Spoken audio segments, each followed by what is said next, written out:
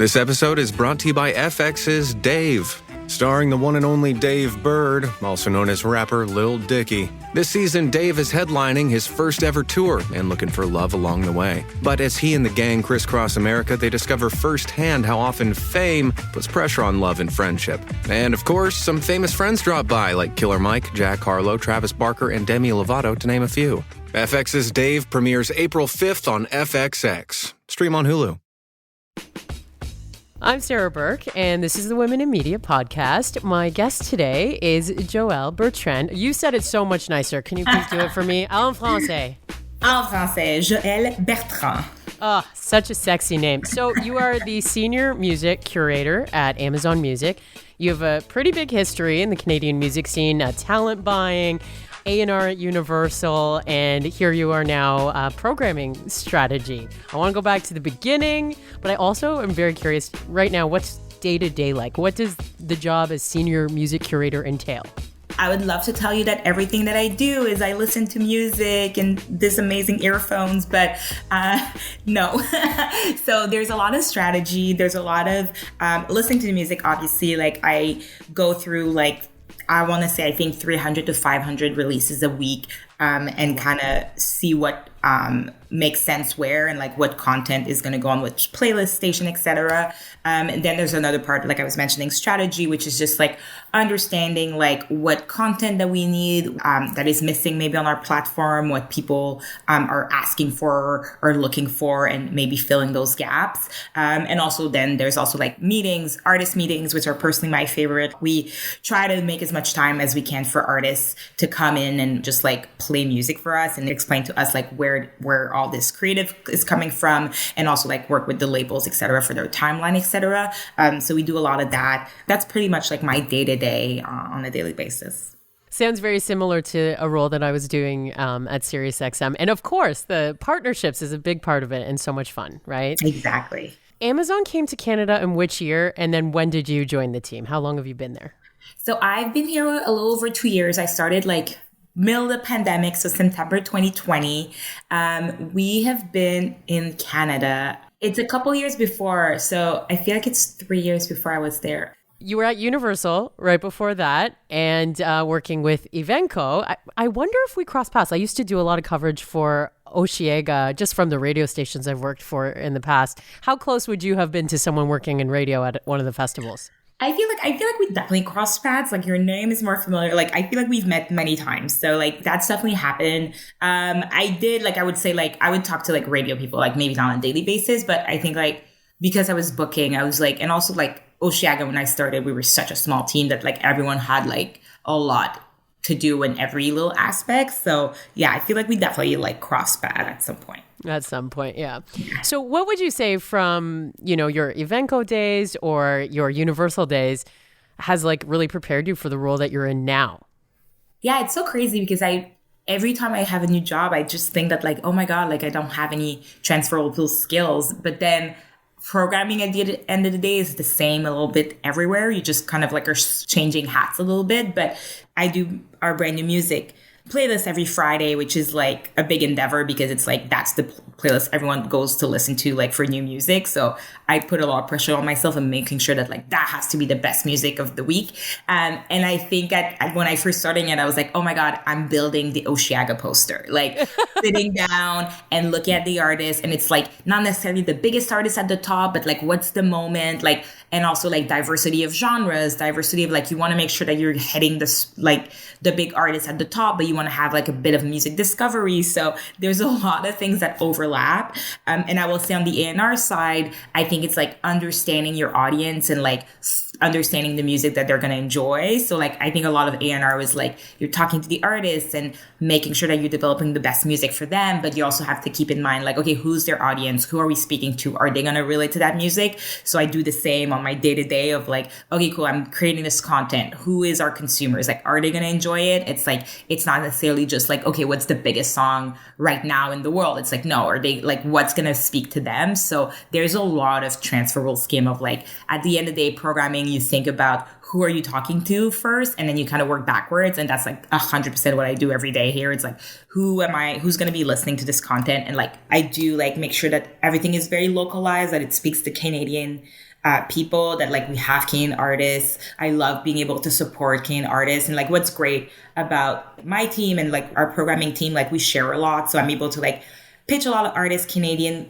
for the platform globally and make sure that those artists are discovered like everywhere. But yeah, I like just definitely make sure that like we're speaking to the people like from Canada, from their point of view, and that like the best music, like the best content I could put out there like has the best music. Bit of a techie question. In your app, what's something you love about the Amazon app that maybe people don't know about? Yeah, I think that's great. Like I'm very much like, I like to know what the lyrics are to a song. Like I kind of want to understand what people are saying. So like on the app, like we have the X-ray feature that like shows all their lyrics and like has also some fun facts and like the performers and the writers, etc. So that's something I really love because I just love diving into that content a lot. But yeah. Before we move on to your past positions, can you tell me about some projects you're working on right now that you're excited about? Whatever you can share. Yeah, I mean, we're almost at the end of Black History Month. So that's a big campaign that I worked on that like, I really love like every time that we do campaigns like that, because it's just really it's mostly about like, you know, shining the spotlight on artists that are, you know, adding to the culture. And our global campaign for that is called Credit the Culture, which I really enjoy because it's about like celebrating Black artists in every genre, which I think that sometimes some Black artists gets pigeonholed. So, yes. So I've been like excited to be able to support artists like Canadian artists like Luca Lop, for example, who I think is like this amazing pop artist that is just like putting out amazing music. And I think she's just going to be such a big name in the next few years. Like I'm obsessed with her and like she's doing amazing things in pop. We also highlighted Alison Russell, who's doing so much amazing thing in like the folk like space. So being able to like show these like Black artists in like different genres, like I think people just think that like Black artists like fit into a mold, but they really are attributing like a lot to like a lot of genres and like the full music landscape. So like, yeah, so that campaign has been like really fun to work on. Is there anything special that you guys are going to work on to highlight those artists around the Junos? We do have a playlist that like highlight those artists, like the artists that are nominated. Like I was looking through the list, and it's all artists that we've been able to support like year round. So it's kind of a proud moment of being able to see these artists. Like I want to talk about Preston Pablo, who was our breakthrough artist in December that we've been able to like support through the beginning of his career. Rev was also a breakthrough artist that we had last year. We were able to give her like her first billboard in downtown Toronto, and she made this I saw that amazing video where she was amazing. So like seeing those artists now being nominated and like on this like humongous platform is like so great. So I think it's like more about being able to support these artists like year round and being able to like be a place where people can discover them. So that's super exciting. Tell me about Universal Music. That was your job right before Amazon. Yes. So you worked in A&R. First of all, I got to say there's not a lot of women that I cross paths with anyway, working in A&R. How was that experience? Yeah, I feel like there's a lot more now. It's definitely changing. I think that experience was so great. I've always wanted to like work in A&R, work at a label. So I was like very fortunate to be able to be given that opportunity. And like A&R is like a really like, I feel like it's like the heart of like a project, because that's where it begins. Like you find an artist that you're passionate about, you bringing into the company, and like everyone's excited, and you put out music, and it just like there's so much I think on my job that you see like, you know, like after the album is out, etc. But like 80% of my work was like before. So that was really exciting. And it's especially, I think in Canada, I feel like we're creating, we have so many amazing creators. So to be able to like give a platform to these amazing artists here was like truly like honestly an honor. So like it was really just fun to be able to be on the creative side, like so many producers and songwriters, and I just had never been part of that creative like hub, being on the live side. So being able to like sit down and be in the studio with, you know, producers and songwriters, and then putting them with artists, like that was like truly like a really amazing experience. So I'm super grateful I was able to do that. Give me some examples of some really enjoyable experiences you had in that role, like maybe specific artists. Yeah, well, I was working on the Johnny Orlando project, which was really great because he already had a pretty big platform when we signed him. Like, and I think that like it was easy, but also hard because I think his platform was like a really engaged fan base, but then he wanted to really put out music that, spoke to him. And it was like making sure that he was put in with the right people, and being able to work on that project was really amazing. And like, he's such an amazing artist, and seeing him grow has been amazing, because I think when we met he was 15 and now he's like, gosh. Exactly. So it's like, it really felt like watching him grow, but like literally.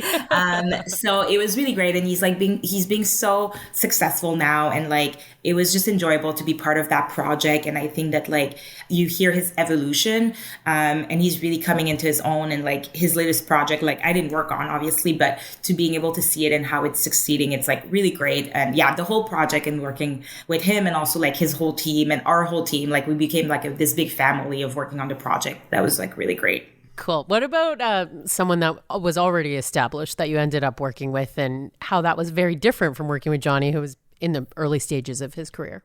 Yeah, like I worked on the Dear Rouge project, which I came in like, and the album I think was pretty much done. So that was a different experience because I hadn't been through the whole process, and they already had so much success.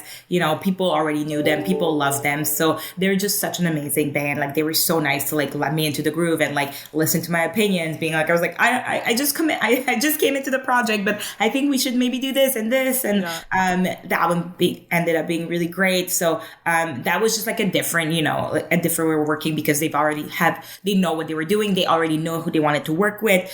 Which like, it was an amazing team already. So it was fun to kind of like navigate that, of just being like, okay, cool. Like, this project is already pretty much done. I can give a bit of my input, but it was more about like getting it across the line. Like, I feel like I came in the middle of the marathon, but like ended up being able to get to the finish line, which was exciting. So talent buying, if we go back a step further, and you said even the Osheaga team was such a small team. So would you say that like you kind of stepped into it from a place where you were maybe like a big fish in a small sea, and that's what gave you all these really interesting experiences before Universal? Yeah, I think like when I started, like, always like one of my first job in the industry, and so even like, it wasn't called Evenco, it was like Groupe Spectacle Joëlle, which is like, we just changed the name. It wasn't like a change of team or anything. What was it called? Sorry, say that again. Groupe Spectacle Joëlle. Okay. Like, yeah, I know, it's like an earworm. So yeah, when I came in, it was just like, the festival had already had 2 editions. So it was like, I didn't come in like at the start, but I think the booking team, like we were 3 or 4, like we were 4.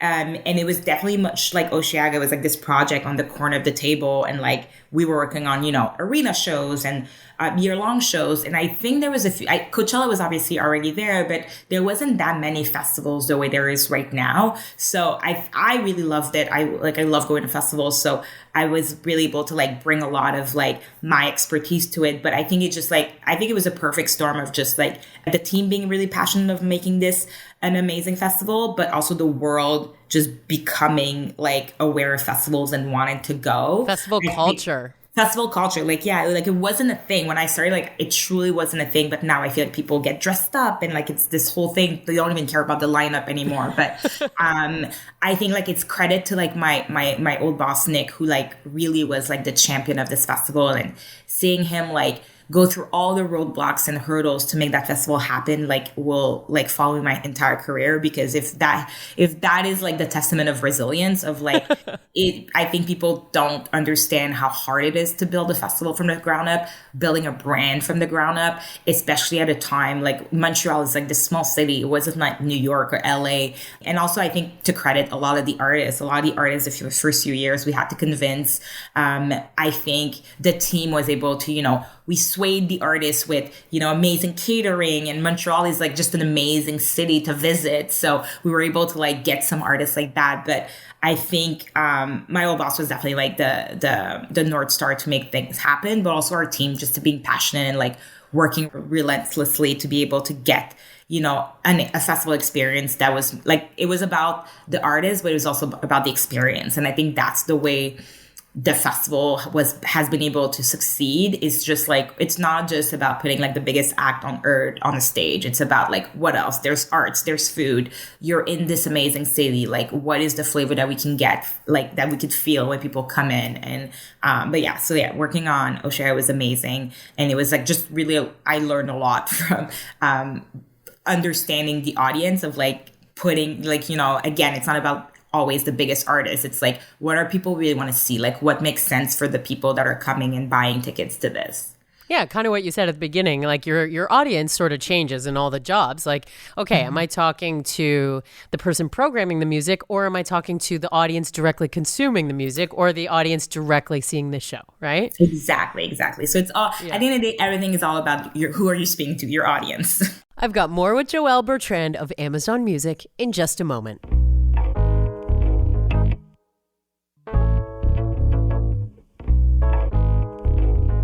You mentioned your boss, Nick. Talk to me about mentorship in your career and those bosses that stick out as the best in terms of how they empowered you. Yeah, like I've been really lucky. I've had amazing bosses in my life. Like sometimes I'm very like baffled as like, why would they mentor me that way? I think it's really... I've been obviously part of conversation where I know there's horrible bosses, and I'm very grateful and privileged that I had an experience that all my bosses were supportive. They wanted me to grow. They all saw something in me and like pushed me to be my best. But I do really understand that that's not the experience for everyone. But I think one of the things that I learned the most about like all my bosses, like Nick at Evenco, I had Jeffrey at Universal, and now like my boss at Amazon, is just that like, don't be afraid to just like make mistakes and ask questions. I think that's something that like, I'm always the person being like, I don't understand this. Like, I don't know what's happening. Like question. And I always had bosses that were receptive to that. So I think that sometimes we get scared, or you think that like, oh, like everyone knows what they're doing. I don't. No one knows what they're doing. I remind myself that every day, because I truly think that no one knows what they're doing. So pretending to know that what you're doing is not useful for everyone. So I think it's fine to just ask questions and make sure that you're being like, hey, or if you do make a mistake, being able to own up to it and be like, I made a mistake. I don't know. Like I need to fix this. How do I fix it? So I think that's something I really learned from my mentor throughout the years, of just like being able to just ask questions when you need to, and make sure that you're owning up to like your mistakes and just not like pushing them under the rug. What about your experience working in two very different provinces? Were you born in Quebec? I was born in Montreal, yes. How long have you been in Ontario and working in Ontario? I moved to Toronto like 6 years ago. Yeah, so 6 years. It's been a minute. What do you think sort of stuck out as like big difference between the two markets? Because they're so different, even though you're programming for national audience in both cases. Yeah, I mean, it's different, but it's the same. I do like obviously the language. Yeah. Speaking a completely different language. I think also like I think Quebec has such a like it's a different music industry, because it's just like obviously there's like the language barrier, like there's different labels, there's different managers, etc. But I do think it's very similar. Like I think we're lucky in Canada. Like we do like our industry is like very like inclusive, and everyone wants to support each other. And I do think that it's the same in kind of Quebec. Like it's a very, I think Quebec, because it's a bit smaller, I feel like everyone really knows each other, and everyone is supportive. You'll have different labels and managers, like, in the same building, or like living together. Like that person is the cousin of that person. So it feels very like a little family. So, and I think that Canada is kind of similar. Like there's a point where we kind of, everyone knows each other, and it doesn't feel as like this big competitive thing. It's just like, we're all in it to like, for the same reasons. So I do feel like there's a lot of similarity. On the music side, I think the biggest difference in Quebec, it's like obviously a lot of French language content is, consumed there. So you have to make sure that like you take that in consideration. Obviously, like when you go to English Canada, like the Francophone content is not it drops. Exactly. It's not the highest priority. So I think that's the difference. Like when you're in Quebec, you really have to, make sure you're in the tune with all those, like it's basically another set of, artists that you need to think about. But overall, I think there's a lot of similarities between the two. And have you found, or maybe made it like your personal intention in your role at Amazon, to make sure that the Francophone artists are properly represented? 100%. I got a little sense.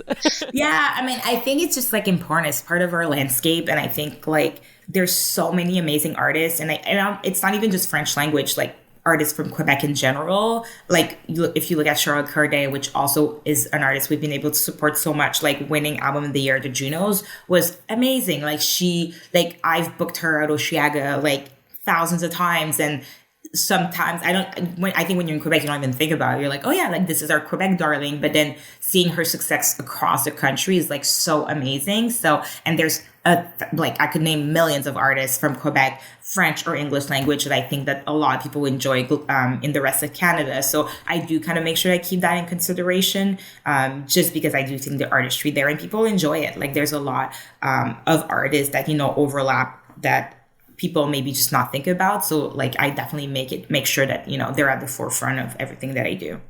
Teamwork at Amazon right now, you're working with a crew of people that you mentioned, like you love collaborating with already.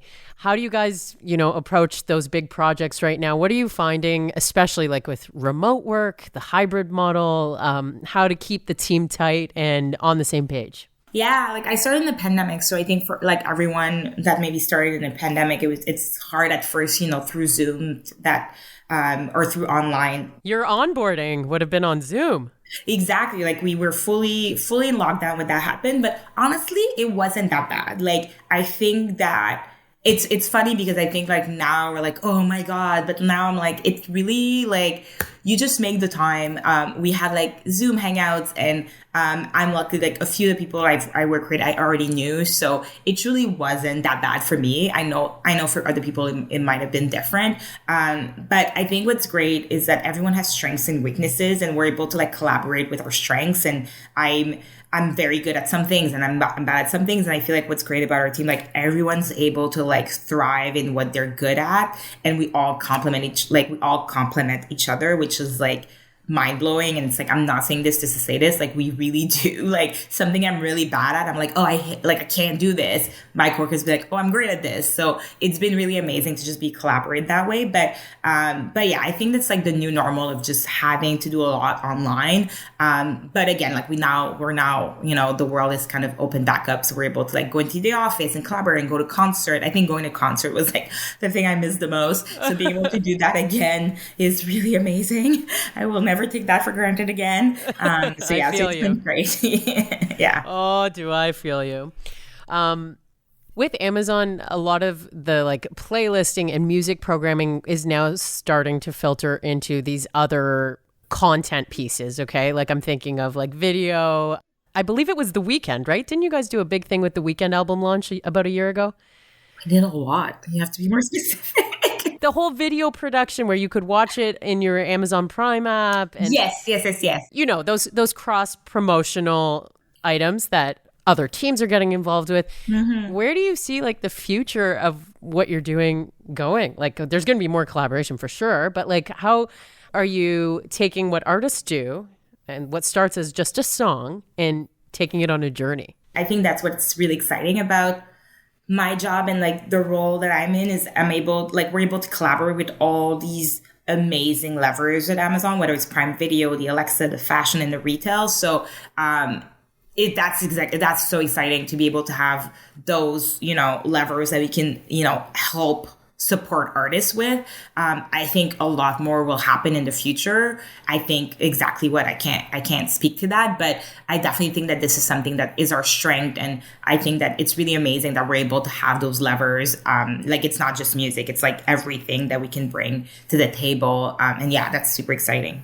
So we are having this conversation at the time of recording. It is during Black History Month. And I mean, you touched on the project that you're working on now with Amazon, but, on a much broader scale, just speaking from my experiences, talking to my friends who are Black, who work in this industry, it feels like everyone is exhausted of talking about it, but at the same time willing to participate sort of for the greater good, if that makes sense.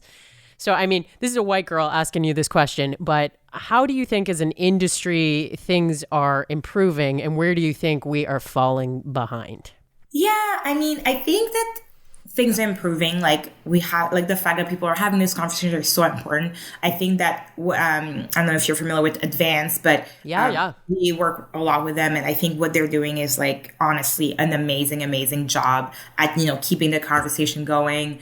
I feel like it's, it's tough because these conversations are important. And yeah, like I think maybe a lot of people of color in my situation are like, I'd love to talk about all the other great things in my career, but I do think it's important to talk about. I do think there's a lot of progress to be made, like hire more diverse, being part of those conversations. I'm very hopeful. I think a lot of the work is being done. And at the Junos last year, we hosted a Black music brunch, and it was honestly like one of the most amazing experience that I've had of just like, in this room of just like the echo is like, oh, we've never had this. And I really had, because sometimes you just don't think about it. You just like go through your career. And I was like, oh, it's true. I don't think I've ever been at a gathering of just like Black music executives. Like I didn't think that was a thing. What I'm really passionate about is just like people not be pigeonholed. And I think that has happened a lot to me in my career, that people just assume and put me in a box of like, oh, like you just book hip hop, for example. That's exactly what Kezia said when she was on this podcast.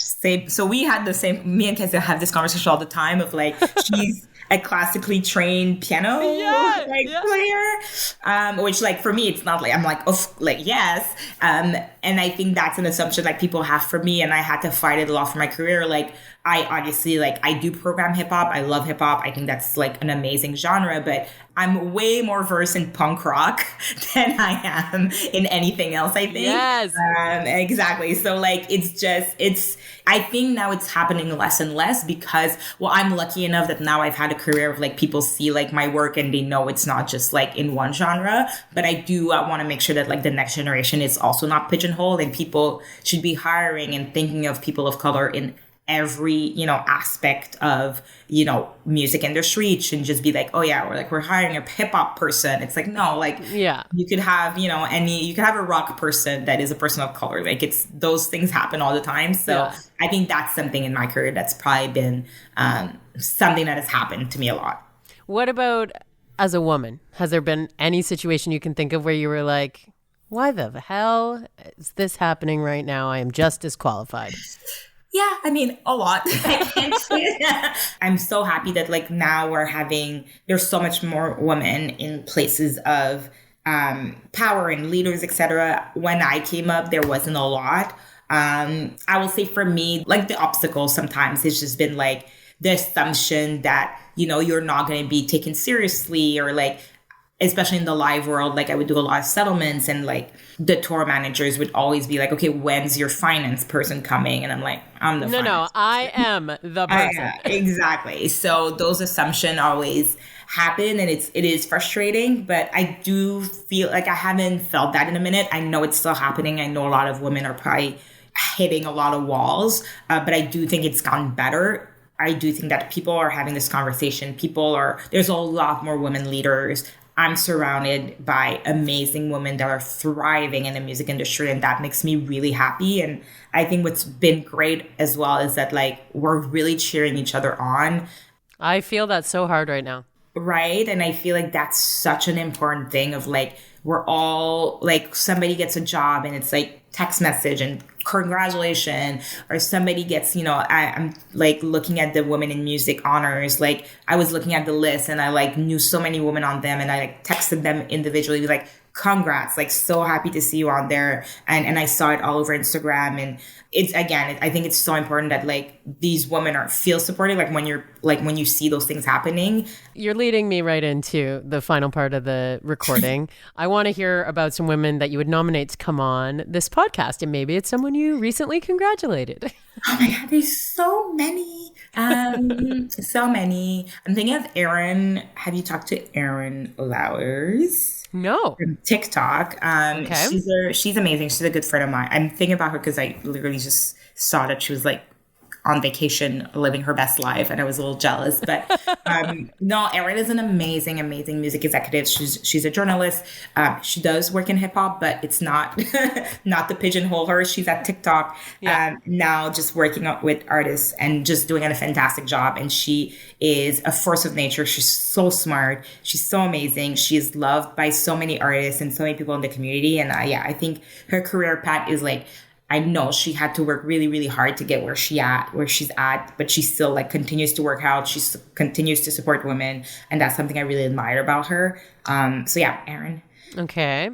Okay, so Denise from Live Nation she's from I've known her for a long time. She's amazing. She works at Live Nation. She's the reason why like the amazing like acts have been coming to Toronto basically. And she was a really helpful person in my career at the beginning. Denise Ross. Okay, yeah. She's a promoter in Toronto. Pretty confident she's VP now. Well deserved. And I learned a lot from her being a promoter and just like understanding. Like she would always, pick up my calls when I had issues with, offers, etc. So she was really a helpful person in my career. And I think like I know she's a mentor to a lot of women in the industry. And she's somebody that like truly should be given a lot of flowers because I think she paved the way for a lot of women in the live world. Love that. And yeah, I think she's definitely somebody that I would nominate. Anyone from your team at Amazon or that you work with? I would nominate my entire team. But, Miranda, who leads our artist and label relation, who's like just a fantastic, smart woman. And then Tyler, who heads our marketing, is also like amazing. Like they both have started Miranda started in the pandemic. Tyler started like the world was opening back up, but they've been amazing to work with. And they're both like fantastic colleagues that, I definitely think they have a lot to talk about. Sure. So I'll have to watch out for you at this year's events, but yes. So nice talking to you. So nice getting to know you. And thank you so much for coming on the pod. Well, thanks for inviting me. It was a pleasure. As for my next guest, it's been almost a year since Canadian television personality and content creator Jennifer Valentine bravely shared a Facebook post about her experience on a popular Toronto morning show. More with Jennifer Valentine in just a few weeks here on the Women in Media podcast. As always, thank you so much for listening. Please find more information about my guests in the episode notes and share this podcast with a friend you think needs to hear it.